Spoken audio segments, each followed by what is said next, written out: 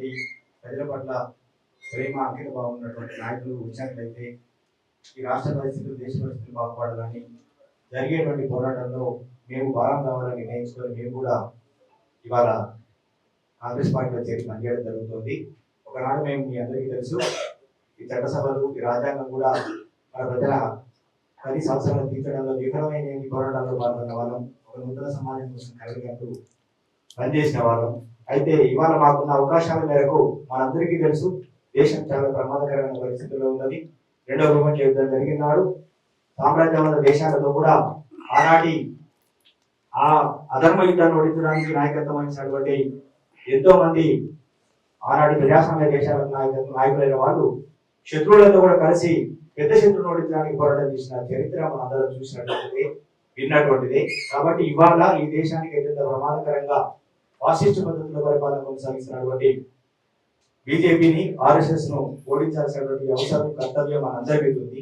దానికంటే ముందు గడిచిన 7-8 ఏళ్ల కాలంలో నేను ముఖ్యంగా తీర్మానం వలన ఎప్పుడైతే తన యూట్యూబ్ ఛానల్ ద్వారా దొరికిన అవకాశాన్ని ప్రతి దాన్ని వినియోగించుకొని 10 ఏళ్ల కాలంలో తెలంగాణ రాష్ట్రంలో జరుగుతున్నటువంటి దుర్మార్గం ఏదైతే ఉందో, విధ్వంసం ఏదైతే ఉందో దాన్ని కళ్ళ కట్టినట్టుగా ప్రతి చోట ప్రజలకు విస్తృతంగా తీసుకెళ్లి దాన్ని ఎండగట్టడంలో అత్యంత ముఖ్య భూమిక పోషించడం అనేది మనందరి కళ ముందు ఉంది.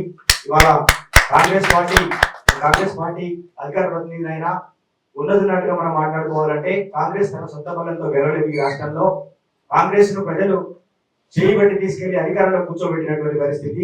దానికి కారణం అనేక మందితో పాటుగా అత్యంత ముఖ్య భూమిక పోషించి, అంటే ఇవాళ ఉన్నటువంటి సోషల్ మీడియా ద్వారా యూట్యూబ్ రంగంలో ఒక విప్లవాత్మకమైనటువంటి పాత్ర పోషించినటువంటి ఘనత ఎవరికైనా దక్కుతుందంటే అది తీర్మానం మనస్ఫూర్తిగా నమ్ముతున్నా. ఆయన చేసినటువంటి పోరాటం మమ్మల్ని కూడా ఇన్స్పైర్ చేసింది అనేదాన్ని నేను నిర్మోహం మాటగా చెప్పదలుచుకున్నా.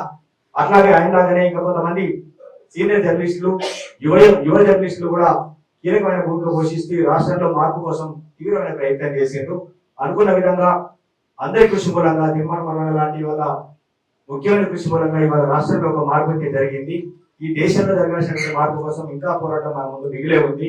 అలాంటి ఒక పోరాటంలో ఒక నిజాయితీ కలిగి ప్రజల పక్షపాతంగా నిలబడేటువంటి నికాసైన మనిషిగా తీర్మానం వాళ్ళని మెప్పించుకోవడంలో మేము ఇవాళ ఎట్లయితే తెలంగాణలో ఈ రాష్ట్రంలో ఉన్నటువంటి దుర్మార్గ పాలనను నిలబుచ్చడానికి మా వంతు పాత్ర పోషించడంలో ముందు ఉన్నామో, అట్లాగే దేశంలో ఇవాళ ఎట్లయితే ఒక నిరంకుశ ఫాసిస్ట్ పాలన కూర్చోడానికి పోరాటంలో మనందరం కలిసి పాల్గొంటున్నామో, తీర్మానం వలన గెలుపులో రాత్రి మౌల అహర్నిశగా పాల్గొనేందుకు మేమంతా సిద్ధంగా ఉన్నామని ఈ సందర్భంగా తెలియజేస్తున్నాము. ఖచ్చితంగా డెఫినెట్గా అలాంటి ఒక నిజాయితీ కలిగిన నాయకుడిని ఎన్నుకొని చట్టసభల్లో మీద ఒక విశ్వాసం కోల్పోతున్న ఈ రోజుల్లో ఇవాళ మళ్ళీ ఈ ప్రజలకు మేము ఉన్నామని నిలబడేటువంటి అలాంటి యువ నాయకులను తయారు చేసుకొని గెలిపించుకొని వాళ్ళ ద్వారా ప్రేరణ పొందినటువంటి అనేక మంది ఇలాంటి యువ నాయకులందరినీ కూడా ముందుకు తీసుకురావాల్సినటువంటి బాధ్యత మన అందరి మీద ఉంది. ఆ కృషిలో మేము తప్పనిసరిగా తీర్మానం వాళ్ళతో కలిసి అడుగు వేసి నడుస్తామని ఈ సందర్భంగా మీ అందరికీ కూడా మాట ఇస్తూ ఈ అవకాశం ఇచ్చినందుకు ధన్యవాదాలు.